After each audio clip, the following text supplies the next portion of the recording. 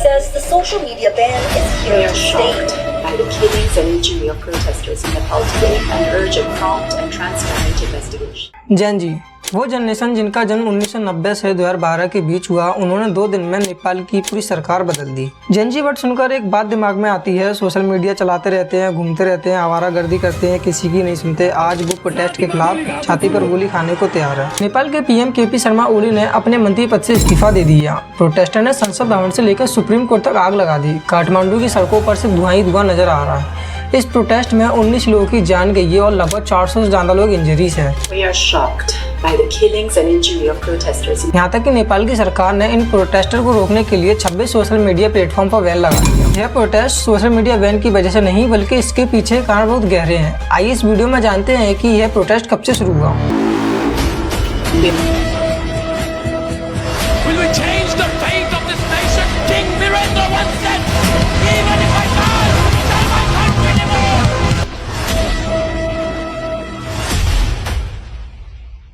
जब भी किसी देश में सरकार के खिलाफ या करप्शन को लेकर आवाज उठाई जाती है तो उस आवाज को दबा दिया जाता है, लेकिन इस बार ऐसा नहीं हुआ। नेपाल के यूथ ने सड़कों पर उतरकर प्रोटेस्ट करना शुरू कर दिया। सरकार में जो डाउनफॉल आया है वो इन्हीं की हरकतों की वजह से आया है, किया कुछ नहीं है, पर जो टैक्स पेयर के पैसे होते हैं वो खा खाकर मोटे होते जा रहे हैं।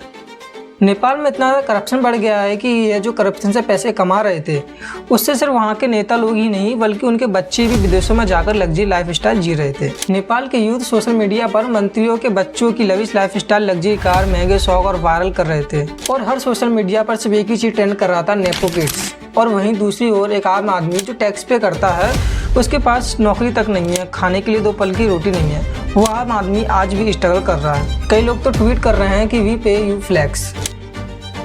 प्रोटेस्टर की आवाज़ को दबाने के लिए गवर्नमेंट ने 4 सितंबर 2025 को 26 सोशल मीडिया प्लेटफॉर्म पर बैन लगा दिया, जिसमें WhatsApp, Insta, Facebook, YouTube, TikTok शामिल थे। और एक बहाना बना दिया कि सरकार ने सोशल मीडिया प्लेटफॉर्म से रजिस्ट्रेशन की मांग की, बट उन्होंने कंपनी नहीं की, इस वजह से बैन लगाना पड़ रहा और एक पीसफुल प्रोटेस्ट हिंसा में बदल गया।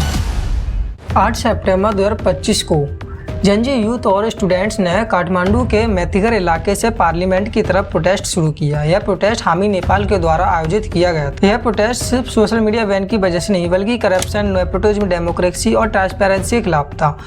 हर नेपाली एक ही बात बोल रहा था, नो करप्शन, नो नेपोटिज्म। यह प्रोटेस्ट हजारों की संख्या में बढ़ता गया। नेपाल की सरकार ने इन प्रोटेस्टर को रोकने के लिए टीयर गैस, रबर बुलेट्स और वाटर कैनन का यूज किया। अब कोई राजा अपनी प्रजा को मारने का ऑर्डर दे दे तो प्रजा शांत रहकर उसकी पूजा तो करेगी नहीं। सेम ऐसा ही नेपाल के पीएम केपी ओली के साथ हुआ, उसे भागने पर मजबूर कर दिया। 8 सितंबर 2025 को सरकार द्वारा कई इलाकों में कर्फ्यू लगाया गया, लेकिन उसके बाद भी प्रोटेस्टर नहीं रुके। उन्होंने parliament house, president office, supreme court और बहुत से सरकारी कार्यालय में आग लगा दिए। चारों तरफ से धुआं ही धुआं नजर आ रहा था। इस बीच एक डेथ होती है एक्स पीएम जगन्नाथ कनल की वाइफ राज्य लक्ष्मी की, जब प्रोटेस्टर द्वारा उनके घरों को आग लगाया जा रहा था। फाइनेंस गवर्नर को तो सड़कों पर दौड़ा दौड़ा कर मारा। कुछ नेता लोग तो हेलीकॉप्टर से जान बचाकर भागने लगे। यह प्रोटेस्ट पुलिस से काबू नहीं हुआ तो गवर्नमेंट ने सिक्योरिटी फोर्स को बुलाया, जिसके बाद ओपन फायर शुरू हुआ।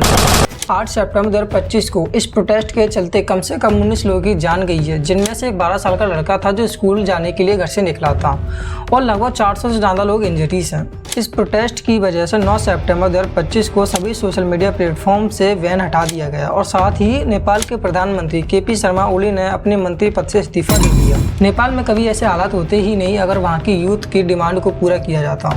हर एक युवा चाहता है कि उसके देश में करप्शन खत्म हो, नेपोटिज्म हटाया जाए, डेमोक्रेसी और ट्रांसपेरेंसी की अच्छी व्यवस्था हो और सोशल मीडिया फ्रीडम हो। लेकिन उन्होंने तो सोशल मीडिया को ही बैन कर दिया, जिससे यूथ अपने ओपिनियन, करप्शन, एक्सपोज और नेपोकिट जैसे ट्रेंड वायरल कर रहे थे। जेनजी के लिए डिजिटल स्पेस उनकी फ्रीडम का पार्ट है। बैन का मतलब सिर्फ उनकी आवाज़ को दबाना नहीं बल्कि उनकी पर्सनल लिबर्टी, लाइफस्टाइल और कनेक्टिविटी को तोड़ना था।